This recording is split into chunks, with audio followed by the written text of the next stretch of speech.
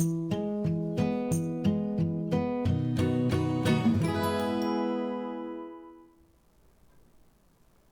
everybody, it's time for the children's sermon. Thanks for coming. Today is kind of a sad day.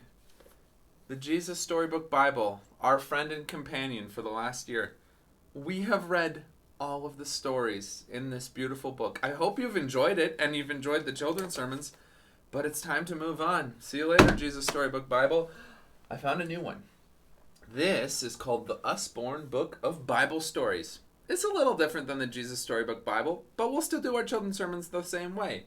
I'll read you from the Usborne Bible stories, and there'll be something funny that happens, hopefully, or interesting. And then we'll get back here and we'll talk about all the things that have happened. Let's get right to it. Today's story is Noah's Ark. You've probably heard of Noah's Ark before, but let's listen to the way that they tell it in the Usborne Bible Stories book. Here we go. This is Noah and his family. Noah was a farmer who lived a long time ago. He had a wife and 3 sons. Each son had a wife. Noah was a good man. He worked hard, growing food for his family. Noah always did what God told him to do. God talked to Noah. He said, "The people are wicked. I'm going to flood the earth and destroy them all except you. Noah, you must build an ark. You must build it like this," said God. "Then you will save all the creatures in the world." Noah started work. His sons helped him. They marked out the shape of the ark on the ground and cut down trees. Noah and his sons worked hard.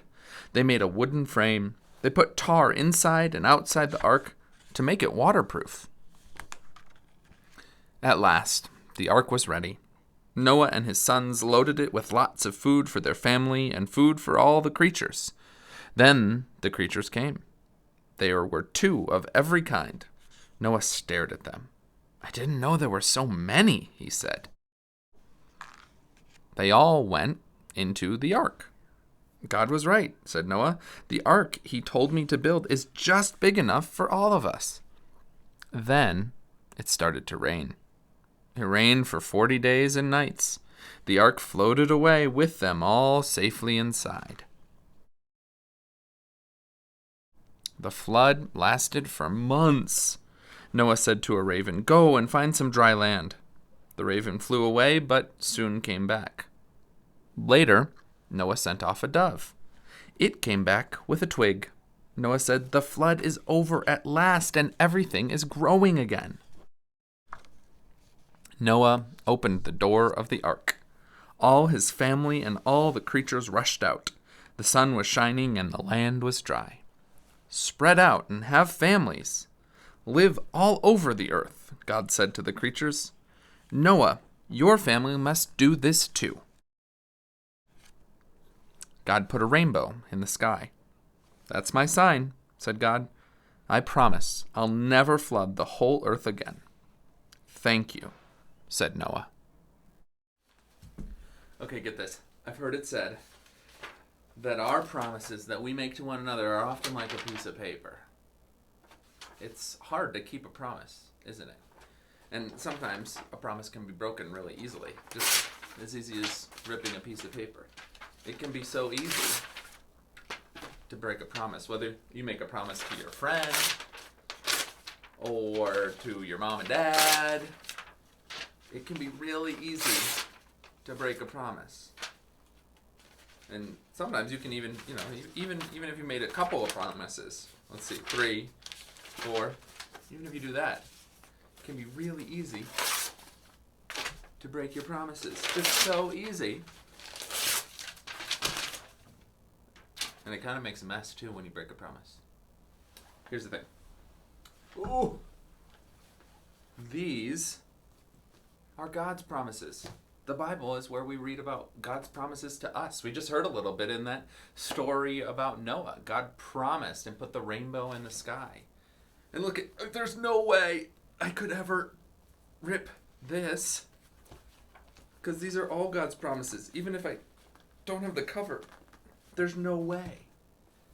There are 7,487 promises that God makes to humankind in the Bible. Did you know that? I didn't know that. I didn't know that exact number until I looked it up on the internet. 7,487. God's promises are so much stronger than ours, and we can trust them. Well, all right. What a nice story. I like the way that they tell the stories in the Usborne Bible Stories book. It's really simple and straightforward. And it gives us a little more chance to think and to wonder what these stories might mean for us. At the end of Noah's Ark, after this crazy event has taken place, and animals getting on an ark, and rain for 40 days, and everything getting destroyed, and a dove comes and brings a peace branch, and then God sets a rainbow in the sky.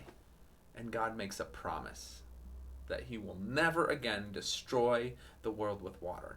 Wow. What's powerful about that is that God makes a promise to us. Promises are really important things. When you promise something to someone, you better keep it. Do you know what's the only thing in the entire world that will break if you don't keep it? A promise! If you don't keep a promise, it breaks.